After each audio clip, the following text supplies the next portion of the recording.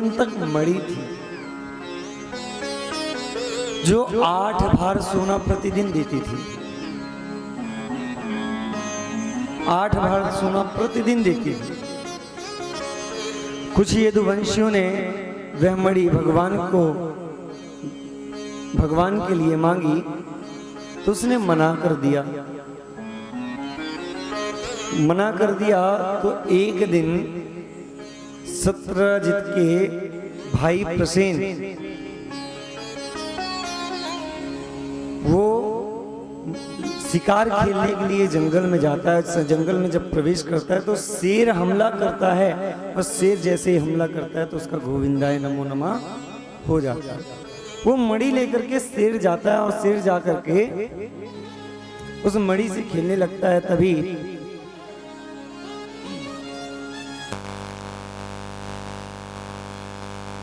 देखते हैं कि मणि जो है इस शेर के पास है।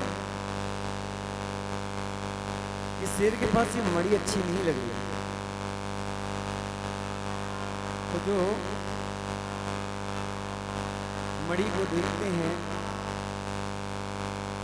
और मणि को देख करके कहते हैं कि ये मणि है मुझे चाहिए, और उस मणि के लिए शेर से लड़ना प्रारंभ करते हैं महाराज। लड़ करके वो मणि लेते हैं, मणि लेकर के जाकर के अपनी बेटी को दे देते हैं। जब बेटी को दे दिया तो महाराज गांव में को मार दिया। एक मणि के लिए प्रसेन को मार दिया। अब तो महाराज बदनामी होने लगी। जब बदनामी होने लगी तो भगवान कहते हैं ये तो बड़ी विडंबना उत्पन्न हो गई है। खाया पिया कुछ नहीं और बदनाम ऊपर से हो गए। भगवान कहते हैं इसके ऊपर से पर्दा हटाना पड़ेगा, जो सच है उसको बताना पड़ेगा। भगवान वहां से मणि को ढूंढने के लिए निकलते हैं और मणि को ढूंढते हुए निकलते हैं तो जंगल में प्रवेश करते हैं। जो मणि लेकर के गया था वो कोई और नहीं, वो जामवंत जी थे। जामवंत जी अपनी पुत्री जाम्बवती को वो मणि दे देते हैं। भगवान ढूंढते हुए पहुंचते हैं तो एक बड़ी सी गुफा दिखती है। बड़ी सी गुफा में प्रवेश कर जाते हैं। देखते हैं कि छोटी सी बालिका जो है उस मणि के साथ खेल रही है। भगवान देख रही है तो वही मणि है। ये मणि यहां तक आ कैसे गई? गुफा में घुसा देख करके जामवंत जी बड़े क्रोधित हुए। रे तू कहां से आ गया? कौन है? बिना पूछे तू कक्ष में आगे प्रवेश करता है, गुफा में मेरी आता है। महाराज युद्ध होना प्रारंभ हुआ। जामवंत जी का भगवान श्री कृष्ण का युद्ध हुआ। एक बार जामवंत जी नीचे, एक बार कृष्ण ऊपर, एक बार कृष्ण नीचे, एक बार जामवंत जी ऊपर। युद्ध प्रारंभ हो गया। बड़ा धुआंधार युद्ध प्रारंभ हुआ। महाराज ऐसा युद्ध 27 दिनों तक चलता। 27 दिनों तक जब चलता रहा तो एक घूंसा दबा करके दिया भगवान श्री कृष्ण ने तो जामवंत जी को लगा, और जब जामवंत जी ने दिया तो कृष्ण भगवान को लगा। जब भगवान बहुत पीड़ा कर चुके तो भगवान ने एक मुक्का दिया ऐसा कि जामवंत जी ढेर हो गए और जामवंत जी के ऊपर ही चढ़ करके बैठ गए। बोले अब बताओ कौन बलवान? जामवंत जी कहते हैं महाराज पहचान गया, मैं पहचान गया। लेकिन एक बात बताइए, आप डायरेक्ट भी तो बता सकते थे। मेरे कोने कोने की हड्डी पसरी सब आपने ढीली कर दी।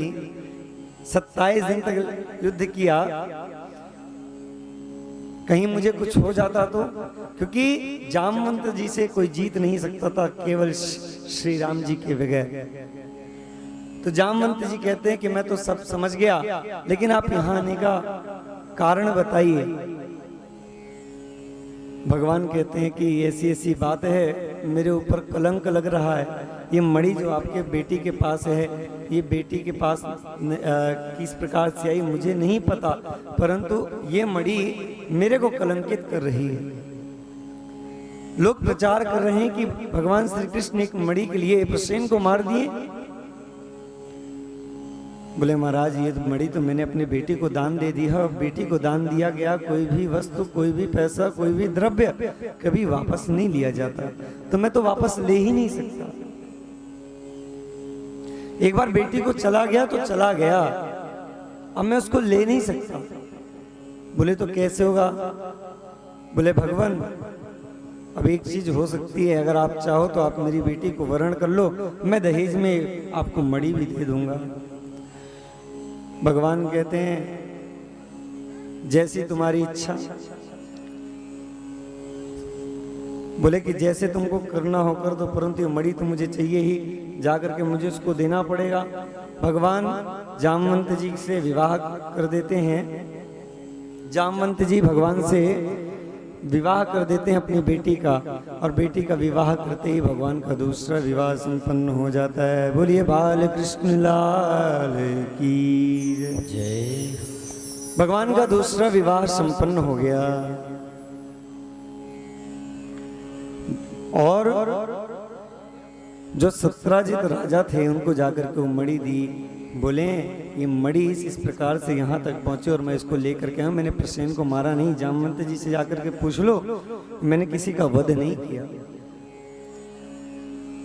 सत्राजित राजा को बड़ी ग्लानि हुई कि मैंने बेफालतू को, अपने प्रभु को, अपने आराध्य को मैंने इतना बदनाम कर दिया। महाराज अब तो जनता जो बोल रही थी कि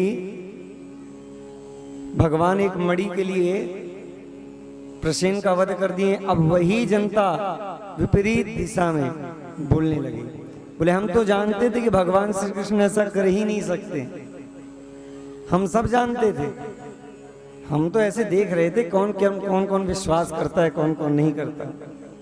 उल्टी गंगा बहने लगी महाराज। ये संसार भी कुछ ऐसा है,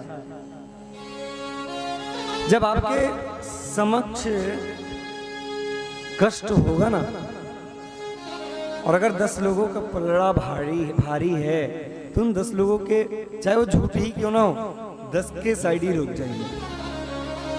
सच एक व्यक्ति बोल रहा होगा तो एक के पास नहीं जाएंगे, क्योंकि सच बोलने से आसान झूठ बोलना है। सच बोलना बहुत कठिन है महाराज। भगवान श्री कृष्ण पूरी कथा सुनाते हैं, कथा सुना करके कहते हैं कि अब ये पकड़ो अपनी मणि और सबको बता देना कि ऐसी ऐसी बात है। जब पता चला तो सारे लोग विपरीत दिशा में बोलने। हमको तो पहले से ही पता था कि कृष्ण ऐसे कर ही नहीं सकते। हाँ मानते कि उन्होंने दूध चुराया, माखन चुराया, मिश्री चुराई, काफी सारी लीलाएं की, चोरी उनके रंग रंग में है, परंतु अब धन के लिए चोरी नहीं करेंगे। अब तो महाराज सत्राजित राजा की बड़ी दुर्दशा हो गई। सारी जनता सत्राजित राजा को कहने लगी कितना